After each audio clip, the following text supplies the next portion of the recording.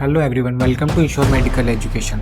मुझे पूरा यकीन है अब तक आप सभी स्टूडेंट्स ने नीट 2026 का जो आंसर है उसको एनालाइज कर लिया होगा और आपकी एक्सपेक्टेड कट ऑफ क्या रहने वाली है उसको भी आप लोगों ने एनालाइज कर लिया होगा कि हमारी जो एक्सपेक्टेड कट ऑफ है वो इससे इसके बीच में रहने वाली है। आज की इस वीडियो में मैं आपको बताने वाला हूँ, ठीक है, कैटेगरी वाइज कि आपको अगर गवर्नमेंट मेडिकल कॉलेज में एडमिशन लेना है तो आपकी एक्सपेक्टेड कट ऑफ क्या रहेगी। कैटेगरी वाइज मैं आपको फुल डिटेल आज की इस वीडियो में आपको बताने वाला हूँ।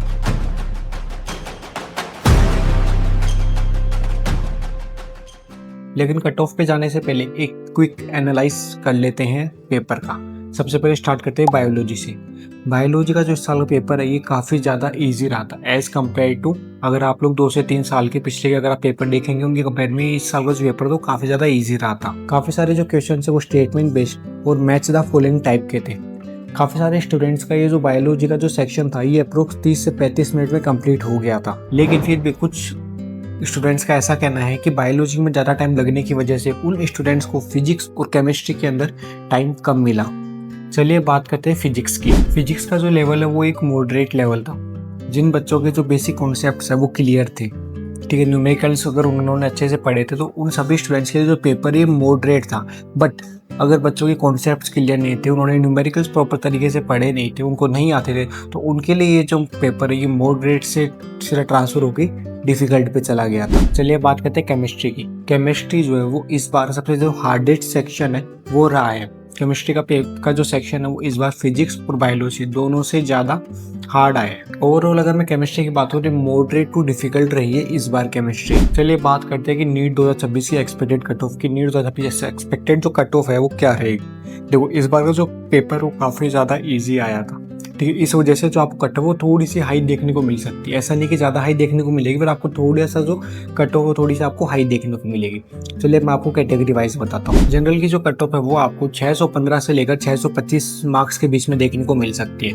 वहीं अगर मैं ओबीसी और ईडब्ल्यूएस की बात करूँ, ओबीसी और ईडब्ल्यूएस जो कट ऑफ है वो आपको यहाँ पे 605 मार्क्स से लेकर 615 मार्क्स तक आपको देखने को मिल सकती है। वहीं अगर मैं एससी की बात करूँ, एससी की जो कट ऑफ है वो आपको 535 मार्क्स से लेकर 545 मार्क्स तक आपको देखने को मिल सकती है। वहीं अगर मैं एसटी की बात करूँ, एसटी कट ऑफ आपको 510 टू 520 मार्क्स आपको देखने को मिल सकती है इस बार। चलिए बात करते हैं एक्सपेक्टेड क्लोजिंग रैंक क्या रहेगी, ठीक है। अगर मैं जनरल की बात करूँ तो जनरल में इस बार तो एक्सपेक्टेड क्लोजिंग रैंक वो अप्रोक्स 23,000 के समथिंग रहने वाली है। वहीं अगर मैं ओबीसी या ईडब्ल्यूएस की बात करूँ तो वो आपको अप्रोक्स 25,000 के समथिंग देखने को मिलेगी। वहीं अगर मैं एससी की बात करूँ, एससी की जो आपको एक्सपेक्टेड रैंक है वो आपको 1,20,000 के समथिंग देखने को मिलेगी। और वहीं अगर मैं एसटी की बात करूँ, एसटी की आपको जो एक्सपेक्टेड रैंक कट ऑफ है वो आपको 1,45,000 के समथिंग आपको देखने को मिल सकती है। ये जो मैंने आपको ट्रेंड जो भी बताई ये एक्सपेक्टेड है, ये मैंने पिछले जो 10 साल के जो भी ट्रेंड्स थे उसको एनालाइज करते हुए ये चीज़ मैंने आपको बताई है। चलिए बात करते हैं मिनिमम क्वालिफाइंग मार्क्स की। मिनिमम क्वालिफाइंग मार्क्स वो होते हैं कि आपको नीट एग्जाम के अंदर इतने मार्क्स तो आपको चाहिए ही चाहिए, भले आप गवर्नमेंट में एडमिशन लो या प्राइवेट में एडमिशन लो।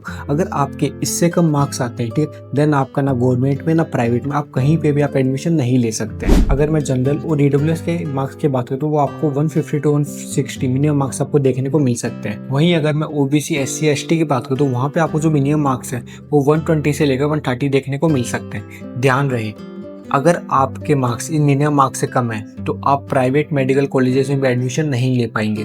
आपको एक और ड्रॉप भी लेना पड़ेगा और अगली साल नीट आपको वापस देना पड़ेगा आपको, यानी कि 1 साल और आपको नीट की तैयारी करनी पड़ेगी। अब सबसे इम्पोर्टेंट बात, अगर आप सोच रहे हो कि आपको इस साल नीट के लिए ड्रॉप लेना चाहिए या नहीं लेना चाहिए तो आप ये एक चीज़ ध्यान रखो। सबसे पहले आप प्रॉन्स एंड कॉन्स जो भी उनको आप एकदम ध्यान से देखें। आपको जो पेपर गया है, आपकी जो मार्कशीट आई है, मतलब लाइक उसको आप अच्छे से एनालाइज किए कि आपको क्या लगता है कि आपको वापस ड्रॉप देना चाहिए नहीं देना चाहिए, ठीक है। अगले साल अगर आप दोगे तो आपकी हायर रैंक आ सकती है, आपको गवर्नमेंट कॉलेज मिल सकती है। जो भी है पूरी तरीके से सोच समझ के आपको एक फैसला लेना है कि आपको इस साल नीट एग्जाम का ड्रॉप लेना है कि नहीं लेना है। अगर हमारे आज का वीडियो आप लोगों को हेल्पफुल लगा हो तो हमारी इस वीडियो को लाइक करें, चैनल को सब्सक्राइब करें और बेल आइकन दबाना बिल्कुल ना भूलें। नीट से रिलेटेड और भी ऐसी अपडेट्स के लिए आप हमारे चैनल को सब्सक्राइब जरूर कीजिएगा। Thank you for watching my video. मिलते हैं अगले वीडियो में।